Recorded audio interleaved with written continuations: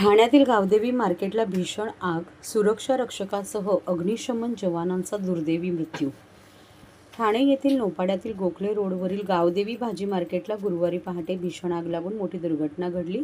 आग विझवण्याच्या शर्थीच्या प्रयत्नादरम्यान सुरक्षा रक्षक काळू गाडेकर वय वर्ष 53 आणि अग्निशमन दलाचे जवान सागर शिंदे यांचा धुरामुळे गुदमरून मृत्यू झाला. सुदैवाने रात्रीची वेळ असल्याने पालिकेचे प्रभाग समिती कार्यालय बंद होते, अन्यथा मोठी जीवितहानी होण्याची शक्यता व्यक्त केली जात आहे. ठाणे महानगरपालिकेच्या आपत्ती व्यवस्थापन कक्षाला गुरुवारी पहाटे 1:30 वाजण्याच्या सुमारास नगरसेवक संजय वाघुले यांनी फोन करून गावदेवी भाजी मार्केट इमारतीत आग लागल्याची माहिती दिली. या मार्केटमध्ये लागलेल्या आगीने काही वेळातच भीषण रूप धारण केले. घटनास्थळी अग्निशमन दलाच्या 5 अग्निशमन गाड्या, 3 jumbo water tanker, 2 water tanker, 4 rescue वाहने, आपत्ती व्यवस्थापन कक्षाचे पथक, महावितरण कर्मचारी, नौपाडा पोलीस तसेच रुग्णवाहिका तातडीने दाखल झाल्या. अतिरिक्त आयुक्त रोडे, उपायुक्त डॉक्टर मिताली संचेती, जीजी गोदेपुरे, दिनेश तायडे, मुख्य अग्निशमन अधिकारी झळके आणि आपत्ती व्यवस्थापन अधिकारी SY तडवी, नौपाडा रक्षक प्रमुख किरण नागती आदींनी घटनास्थळी धाव घेतली. प्रभाग समिती कार्यालयातील सुरक्षा रक्षक काळू गाडेकर हे इमारतीच्या पहिल्या मजल्यावर अडकले होते. काळू गाडेकर आणि अग्निशमन दलाचे जवान तासभर मोबाईलवर संपर्कात होते आणि ते नेमके कोणत्या बाजूला आहेत याची माहिती घेत होते. आगीत अडकलेल्या सुरक्षा रक्षक काळू गाडेकर यांना बाहेर काढण्यासाठी अग्निशमन दलाचे जवान सागर शिंदे आत गेले होते. अखेर त्यांना बाहेर काढण्यात यश आले, मात्र धुरामुळे गुदमरल्याने ठाणे महानगरपालिकेचे आरक्षक काळू शंकर गाडेकर वय वर्ष 53 आणि ठाणे अग्निशमन दलाचे स्थानक अधिकारी सागर सूर्यकांत शिंदे वय वर्ष 43 या दोघांचाही यात दुर्दैवी मृत्यू झाला. अग्निशमन दल आणि आपत्ती व्यवस्थापन विभागाकडून आग पूर्णपणे नियंत्रणात आणण्यासाठी शर्थीचे प्रयत्न सुरू होते. दरम्यान भाजी मार्केटमध्ये भाजी विक्रीपेक्षा कपड्यांचे व्यवसाय अधिक प्रमाणात सुरू असल्याची माहिती समोर आली आहे. तसेच रात्रीच्या वेळी 25 ते 30 विक्रेते येथे झोपत असल्याचेही त्यांनी सांगितले आहे. आग लागल्यानंतर त्यांनी तातडीने बाहेर धाव घेतल्याने मोठी जीवितहानी टळली. विशेष म्हणजे या इमारतीच्या वरच्या मजल्यावर नौपाडा प्रभाग समितीचे कार्यालय आहे. येथे मोठ्या प्रमाणावर पालिकेचे अधिकारी कर्मचारी कार्यरत असतात. रात्रीची वेळ असल्याने कार्यालय बंद होते, त्यामुळे मोठी दुर्घटना टळल्याचे बोलले जात आहे. बऱ्याच प्रयत्नानंतर ही आग विझवण्यात आली असून परिस्थिती आटोक्यात आली आहे. सदर प्रसंगी ठाणे महानगरपालिकेच्या महापौर शर्मिला पिंपळकर, आयुक्त सौरभ राव, खासदार नरेश म्हस्के, आमदार संजय केळकर, आमदार निरंजन डावखरे व इतर पदाधिकारी अधिकारी यांनी घटनास्थळी भेट देऊन संपूर्ण घटनेची माहिती घेतली व तात्काळ उपाययोजना करण्याच्या संबंधित विभागांना सूचनाही दिल्या.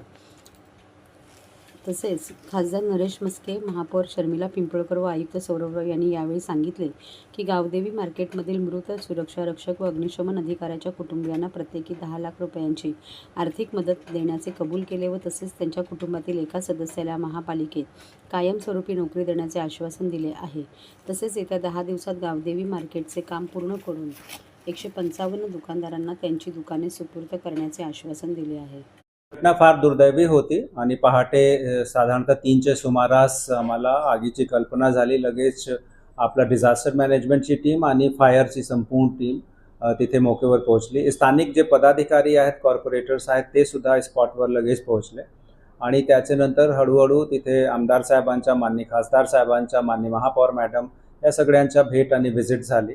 मौकेची परिस्थिती पाहिली तर तिथे साधारणतः 155 गाडे आहेत, जे मूलतः भाजी मंडई आहे किंवा भाजी मंडई होणे अभिप्रेत आहेत, परंतु तिथे वेगवेगळे प्रकारचे इतर व्यापार आणि धंदे सुरू आहे, जसे की कापड व्यापार, चप्पलची शॉप्स, त्याचे व्यतिरिक्त क्रॉकरीची शॉप्स.